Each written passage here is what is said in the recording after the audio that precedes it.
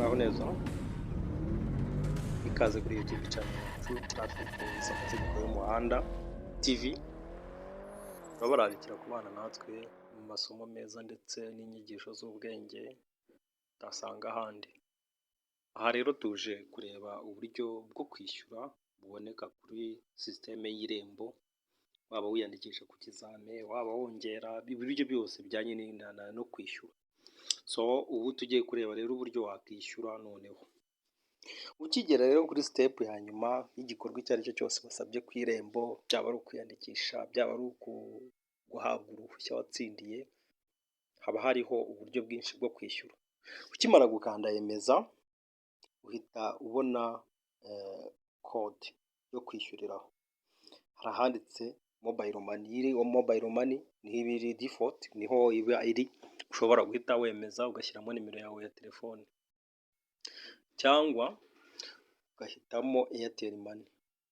Iyo uhisemo Airtel Money uhabwa uburyo bwo guhita wishyura naho nko kuri mobile money. Iyo ukimara kuyikanda uhabwa umwanya wo gushyiramo nimero ya telefone n'ahanditse ishyura, kuko amafaranga ugiye kwishyura yose ayo ariyo yose bihita bikunda.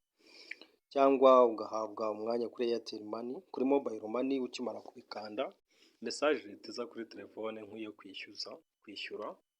Urugero nk'ubu twishyuraga 500, uhita ukanda rimwe hanyuma ugashyiramo code ya mobile money, ugahita bikubwira ko kwishyura byagenze neza. Ukimara kwishyura noneho hakaza uburyo bwa Airtel Money. Airtel Money iyo uvuye ahanditse Airtel Money, ukimara kurangiza igikorwa cyawe cyo gukora, tuvuge nimba ari ukwiyandikisha, nimba ari kongeresha, ukimara gukanda emeza noneho ushobora guhitamo Airtel Money. Ugihitamo Airtel Money baguha umwanya wo kwandikamo nimero ya Airtel Money, urugero nka 072 cyangwa 073. Nk'ahangaha twari tugiye kwishyura 10,000.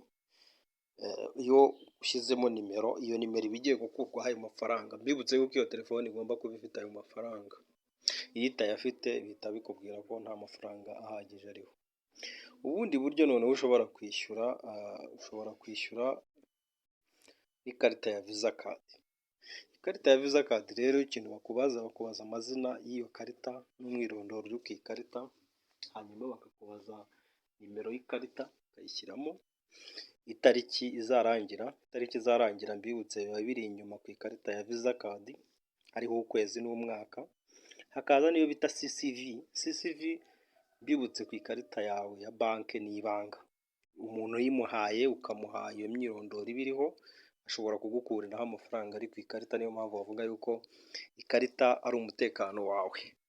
So rero urumva ko bishoboka ko yanayigutwara akayishyurira online kandi atagusabye password. Rero ni ukuyitondera.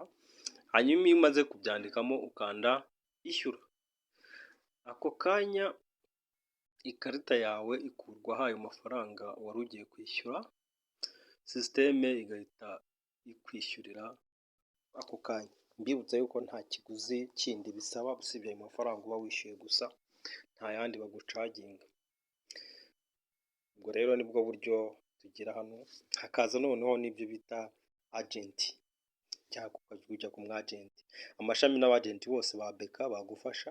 Amashami ya I&M Bank nayo yagufasha, na USSD, ushobora no gukoresha USSD code.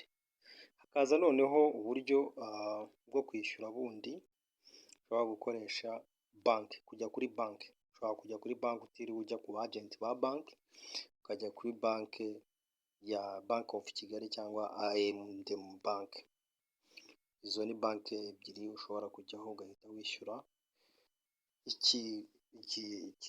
igikorwa wakoze ku rubuga rw'Irembo. Rero ndabararikira ku bantu natwe, ubwo nibwo buryo tugira bwo kwishyura hano ku rubuga rw'Irembo. Murakoze, mugire ibihe byiza, mbifurije kurama no kuramba.